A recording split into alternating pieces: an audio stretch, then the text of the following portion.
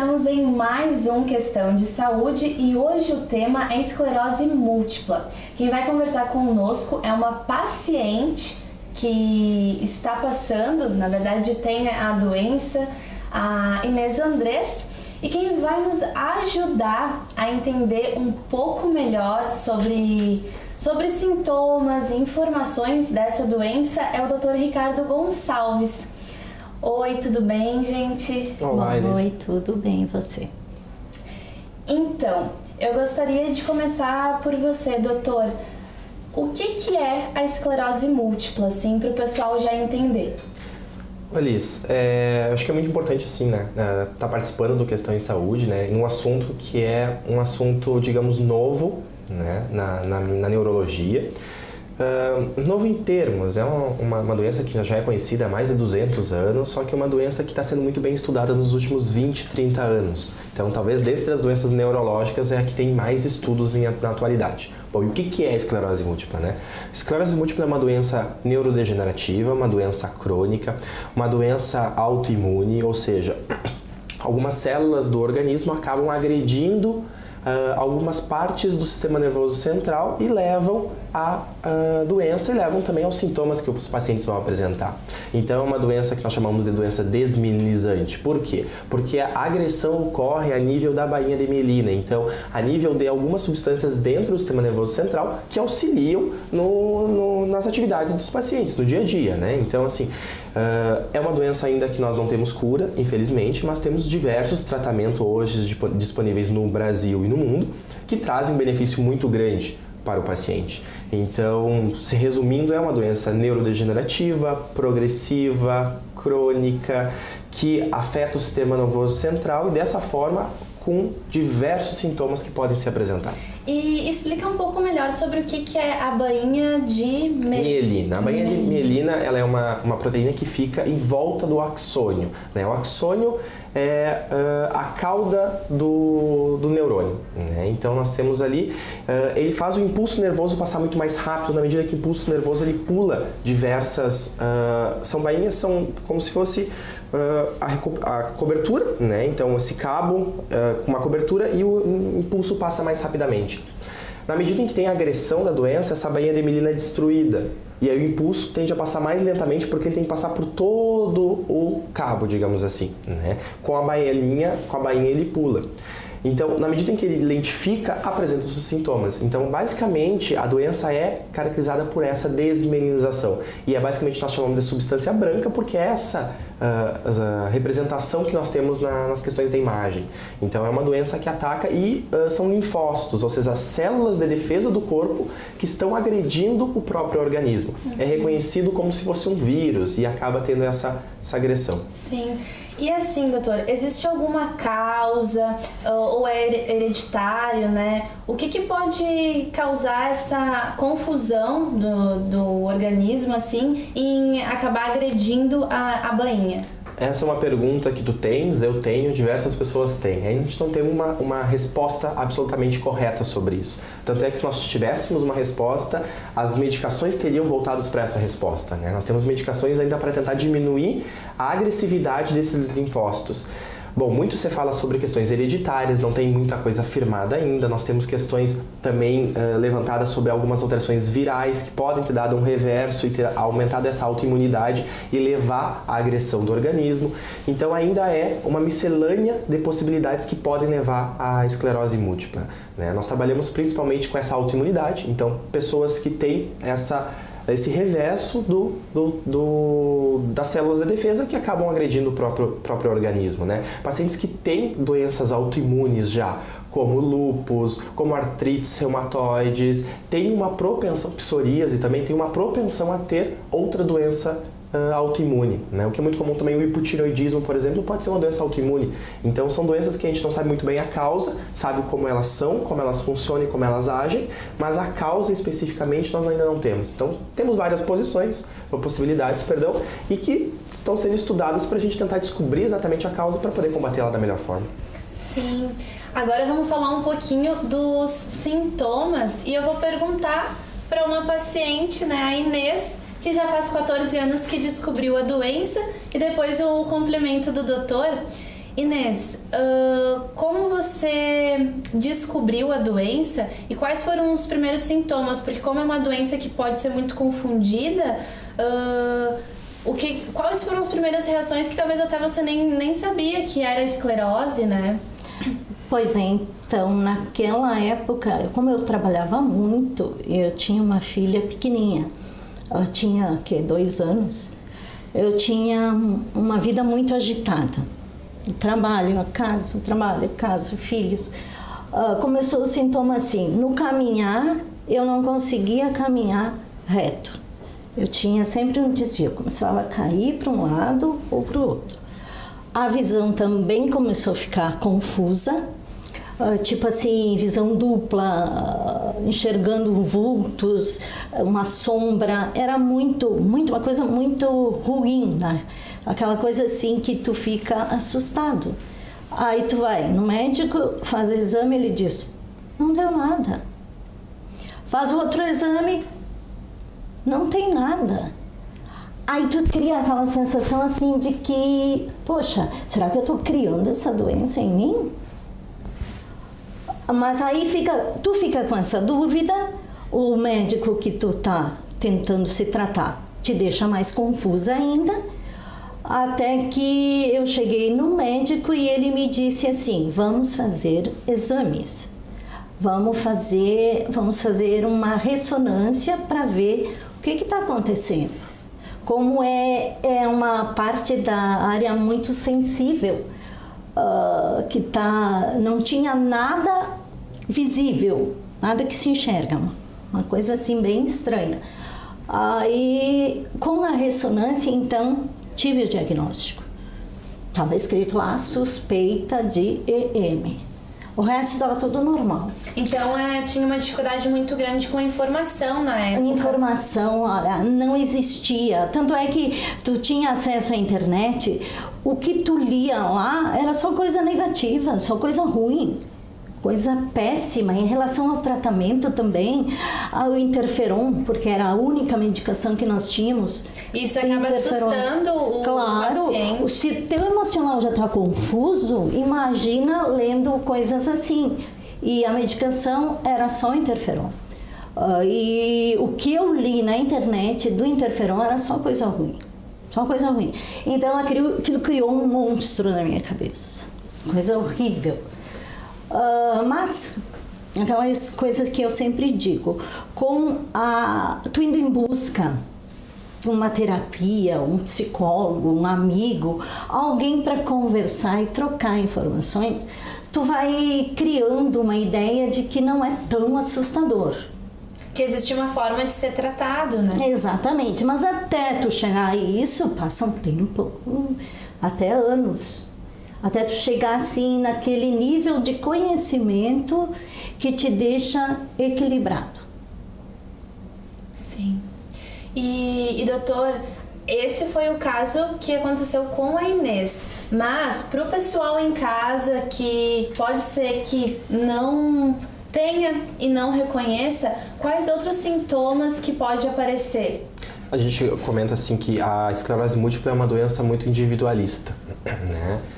Cada paciente vai ser apresentado de uma forma. Então, como a Inês iniciou, provavelmente ninguém vai iniciar que nem ela, né? Porque cada apresentação da doença é de uma forma diferente. A gente tem sintomas mais proeminentes, que são sintomas mais comuns na esclerose múltipla. O principal sintoma, e que normalmente abre um quadro de esclerose múltipla, quase 25% das vezes, é o que nós chamamos de neurite óptica. O que é a neurite óptica? É a alteração visual. Começa com uma alteração normalmente unilateral na esclerose múltipla, com um turvamento visual, fica meio desfocado, alteração da cor, né, do contraste dela e dor à movimentação do olho. Então esse é um dos principais sintomas na abertura do quadro da esclerose múltipla, né? Então a Inês teve um episódio semelhante, então mostra que é na abertura e normalmente assim, por ser uma doença que ataca jovens, é uma doença de 20 a 40 anos na abertura do quadro. Então é idade jovem, idade adulto jovem e principalmente mulheres. Então esses sintomas acabam acontecendo, tendem a durar um mês e aí acaba melhorando. E aí muitas vezes a pessoa procurou naquele período os sintomas, procurou a causa, não achou, melhorou não tem mais o porquê procurar. Esquece o assunto, E é deixa, o que acontece. até ter um novo sintoma. Bom, um novo sintoma pode se apresentar como? Uma dormência. Uma dormência no membro, na perna, dormência nas duas pernas. O que é importante sempre comentar é que o surto da esclerose múltipla é uma doença caracterizada em surtos, porque a atividade dela vem periodicamente. Ele tende a durar no mínimo 24 horas, podendo se resolver em um mês, um mês e meio. Então esse é o surto da esclerose múltipla, né? Então, por ter essa melhora, o paciente acaba ficando assim, não, melhorou, não preciso mais procurar. E como é uma dormência, dei um mau jeito, machuquei o nervo, melhora. Perda de força, pode dar também de um lado do corpo. Tive perda de força, fiz esforço físico, procurei um traumatologista, um ortopedista, fiz com medicação, melhorou, passou. Isso é um fator que pode fazer com que a pessoa acabe evoluindo a doença. E demore muito tempo para o diagnóstico, né? Outros sintomas, paralisia facial, um sintoma muito comum também na esclerose múltipla, que muitas vezes é uma causa viral também, né? A principal causa de paralisia facial é uma paralisia de Bell, que nós chamamos, que é por ordem viral, mas também pode ser uma esclerose múltipla. Então são vários sintomas que mimetizam diversas doenças. Então até eu fechar um diagnóstico, se a pessoa não corre atrás e não busca, demora. No momento que demora a fechar um diagnóstico, nós demoramos a iniciar um tratamento e diminuímos ainda a chance de manter essa pessoa mais tempo livre da doença. Quanto antes iniciar o tratamento, quanto antes fizer um diagnóstico, melhor o resultado, melhor a eficácia a longo prazo. E doutora, assim, qual que é o primeiro passo que geralmente você, como médico, toma em relação a um paciente que descobriu a doença? Como funciona o tratamento? Que meios que você indica aos pacientes a procurarem ajuda? Acho que toda informação é bem-vinda. Então, quando eu fecho um diagnóstico novo para um paciente, eu tento explicar o máximo possível da doença, né? Não tentar falar em termos rebuscados, porque o paciente não vai entender. Até para nós é um pouco complicado. Então, explicar para quem está suscetível a uma doença nova, a doença que assusta em primeiro momento, e começar a falar diversas coisas, não é bom. Então, eu tento explicar da melhor forma possível sobre a doença e peço para que o paciente procure informação da doença. E peço para ele procure em internet, em associações, conversar com pessoas que têm. Quanto mais informação, só que o que eu sempre peço é com parcimônia, porque vai vir coisas boas e coisas ruins. E quero que ele me traga essas informações para a gente poder discutir sobre elas e ver exatamente o que é, o que não é, o que é verdade, o que é mito, o que ele pode levar para si. Outra coisa importante, talvez, fazer num primeiro momento, que nem a Inês comentou, psicoterapia é importante. Psicoterapia é importante para qualquer pessoa, com doença ou sem doença. Pessoas que estão suscetíveis a uma doença nova, uma doença que é neurodegenerativa, uma doença crônica, que ainda não temos cura, precisam de um apoio psicoterápico importante, né? Então, esse apoio, o conhecer da doença, eu acho que é muito importante, né? Iniciar um tratamento. Iniciar um tratamento, nós temos hoje no país diversas formas de tratamento, nós temos protocolos a serem seguidos, nós temos orientações das academias brasileiras de neurologia, do BECTRINS, que é o Comitê Brasileiro de Pesquisa em Esclerose Múltipla. Então, iniciar um tratamento precoce da melhor forma e um tratamento individualizado, o mesmo tratamento que eu uso para Inês, provavelmente eu não vou usar para outro paciente, devido à forma de agressividade dessa doença. Então, cada paciente necessita de um tratamento individual, um tratamento pensado para ela. Não é uma fórmula de bolo, como um tratamento para pneumonia que vai ser um antibiótico para todos muito parecido. Esclerose múltipla é uma doença diferenciada, uma doença que até 20 anos atrás era fácil para o neurologista tratar. Só existia uma medicação, então era aquela. Nem então 20, hoje, 15. Hoje é difícil para o neurologista. Né? Antigamente não era. Antigamente fazia o diagnóstico, é só essa, vamos acompanhar. Hoje não, hoje nós temos muitas medicações e medicações que estão vindo mais. Então isso é bom, só que está complicando o nosso trabalho. O que é melhor ainda, porque a gente consegue ter um suporte melhor e prover para o paciente. O que importa é isso, a melhor o resultado para o paciente fique melhor, né? Sim, e você comentou, e a Inês também comentou sobre uma associação. E essa associação fica aqui em Caxias do Sul e justamente ajuda a população, quem tem doença, ou a família, ou quem também não tem a doença e pode estar se informando. Fala um pouquinho para nós dessa associação, Inês. A associação é a Associação Caxiense de Pessoas com Esclerose Múltipla. A gente chama a CAXPEM. A gente tem uma agenda, digamos, quinzenal. Cada 15 dias a gente procura se reunir para falar sobre isso, trocar informações, falar do tratamento, como ele age contigo, falar do que tu tá sentindo, como tu reagiu, o que tu buscou, e aí essas informações tu vai passando para os outros. E com o auxílio do médico é muito mais importante e mais interessante. Por quê? Porque aí vem a visão do médico. Como tu reage ao tratamento e o médico, como ele te analisa, como o doutor Ricardo falou, cada paciente é único. Aí ele tem que avaliar não só a doença em si, ele tem que avaliar o paciente. E daí é que o tratamento ele tem como indicar correto. Então, nessa associação, existe profissionais de algumas áreas para estar ajudando o pessoal. O que a gente busca e quer mais ainda, a CAGEPEM quer, é ter uma sede, um lugar nosso onde a gente possa fornecer essas informações e esses profissionais que estão muito generosamente disponíveis, querendo ajudar, que eles passem essas informações. E daí a gente tendo um espaço nosso, a gente vai ter condições de fazer um trabalho melhor. O doutor Ricardo falou que em Santa Maria tem associação, eles já estão organizados, eles já trabalham em cima disso, já tem equipes. Isso que nós queremos aqui em Caxias. O doutor Ricardo quer montar um centro especializado em esclerose múltipla. Para nós, eu digo pacientes, é muito importante, onde tu vai ter um acesso à informação e essa informação ela vai te beneficiar sempre.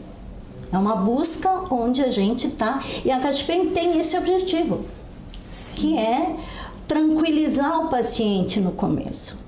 Porque quando se tem um diagnóstico, realmente é assustador. Sim. É complicado, tu fica assim, a cabeça, milhões de coisas. Sim. E doutor, o que você diria para o espectador que pode estar ou que recém descobriu, às vezes está assustado, assim, qual que é a orientação que você passaria para um paciente hoje com esclerose múltipla? Olha, como a gente comentou aqui antes, né, eu tenho meu pai que tem esclerose múltipla, né, então eu conheço a doença desde que eu tenho 10 anos de idade. Então eu tenho mais de 15 anos de doença acompanhando em casa. O que é importante? Fez um diagnóstico, converse com o seu médico, pergunte para o seu médico. Tirar informação é importante, conhecer sobre a doença é importante, um apoio familiar é importante. Então eu sempre comento, vem com a família para a gente conversar, discutir sobre a doença. E o que é importante, assim, isso por vivência de casa, né? É uma doença que causa problemas ao longo do tempo, causa. Mas a gente não pode se entregar para ela. Não é há 20, 30 anos atrás, era uma doença que matava no outro dia quando fazia o diagnóstico. Não é isso. Esclerose múltipla é uma doença como diabetes, é uma doença como hipertensão, que são doenças que a gente não tem cura. Muitas vezes os pacientes chegam para mim, mas doutor, por que eu vou usar essa medicação se eu não vou me curar? Aí eu sempre retruco. O senhor tem diabetes? O senhor tem hipertensão? Por que o senhor usa a medicação se não tem cura? O senhor trata os sintomas, que é a pressão alta. Então, é a mesma questão.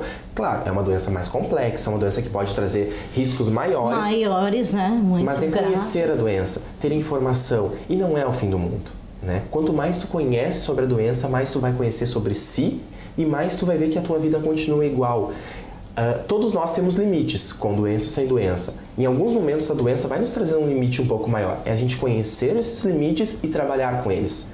E buscar sempre fazer o melhor. O que eu digo para o paciente, e como é um paciente em idade jovem, né, 30 anos, paciente no auge da juventude, da forma física, do trabalho, eles já acham que não vão fazer mais nada, não vão fazer atividade física, vão parar de trabalhar. Não, a vida continua igual. Vai trabalhar, vai fazer atividade física, vai voar, vai percorrer o mundo. Não tem nada que vá atrapalhar. Claro, se tiver algumas alterações, algumas sequelas que podem haver, a gente vai trabalhar com elas e vai buscar sempre o melhor. E a aceitação é importante. Importante. A aceitação, e é a principal questão, acho que para tratamento. A gente aceitar a doença, qualquer doença, a gente trata elas melhor. É não se assustar, né? Não se assustar. No primeiro momento, chorar é importante, perguntar por que comigo, o que eu fiz para merecer isso, é importante. Mas passar isso, porque isso são fases do luto e a gente tem que passar por elas. No momento que a gente passa por elas, aceita a doença e pensa no futuro, aí tá a diferença. Então assim, é pensar e saber que tem tratamento, tem respostas boas e que o futuro que vai nos mostrar. Então a gente tem que acompanhar e ter informação sobre doença sempre. Aproveitando então um pouquinho do que o doutor está nos orientando sobre a informação, essa associação que existe em Caxias do Sul pode ajudar as pessoas justamente a saber mais sobre a esclerose múltipla. Inês, fala um pouquinho para nós, um pouco mais de como funciona a associação ali.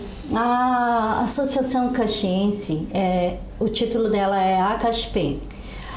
É uma entidade que foi criada por pacientes com portadores de esclerose múltipla que tiveram essa ideia assim de trocar informações, trocar experiências, um colega com o outro, como o tratamento agiu em ti, como tu faz, como tu age assim, quando tu tem isso, tu faz o quê? E assim nós passamos informações básicas do tratamento, do dia a dia, de como agir quando um surto te atinge, o que buscar, o que o médico pode te dizer, qual médico atende a esclerose múltipla, qual médico é mais indicado. A gente até fala disso, fala do médico, das características do médico, para que as pessoas se sintam seguras em buscar esse profissional, porque é muito importante que o profissional que tu vai contactar, ele conheça a esclerose múltipla, que ele tenha conhecimento e que busque mais informações para te informar. E onde que as pessoas podem ir justamente buscar mais informações sobre a associação ou até participar? E que dias que acontece assim, semanal? A gente tem encontros quinzenais no Centro de Saúde da Faculdade da Serra Gaúcha, ali no antigo Delmese, na sala 206, a princípio, tá aí. E posso passar o número do meu telefone, quem quiser entrar em contato comigo, pode entrar em contato e aí a gente pode conversar, agendar ou ir no encontro que a gente tem. E tem também, acho que hoje em dia, a questão da internet, né? Acho que tem no Facebook também, a página da nós temos a página, exato. E lá também a gente compartilha informações, o dia da reunião, o dia que vai ter alguma palestra, algum evento, tudo lá. Procura no Facebook ACASP. A gente pode também, inclusive, botar em tela agora o Facebook aí da associação. Exatamente, é a ACASP, Associação Caxiense de Pessoas com Esclerose Múltipla. E qual seria o seu contato, caso alguém queira? Tá, então o meu celular é o 9134-6556. Pode ligar, tá sempre disponível. Eu vou atender qualquer pessoa que me ligar, que me pedir informações. O que eu não souber informar na hora, eu vou buscar e retorno. São informações assim que eu vou buscando também, não sei tudo. Busco informações com o Dr. Ricardo, busco informações na internet, com outros profissionais, com colegas, e a gente vai passando informações. É isso aí, muito bacana, principalmente a iniciativa assim, de você estar se propondo e você também, doutor, é um assunto que nem todo mundo tem um acesso fácil. É muito bom que tem pessoas que estejam aí para ajudar o pessoal. Infelizmente, questão de saúde vai ficando por aqui, mas nós teremos ainda outros e eu gostaria principalmente de agradecer a presença de vocês dois. Obrigado, um prazer. Eu que agradeço, foi um prazer. Então, gente, ficamos por aqui, mas até o próximo Questão de Saúde com muito mais informação sobre a sua saúde.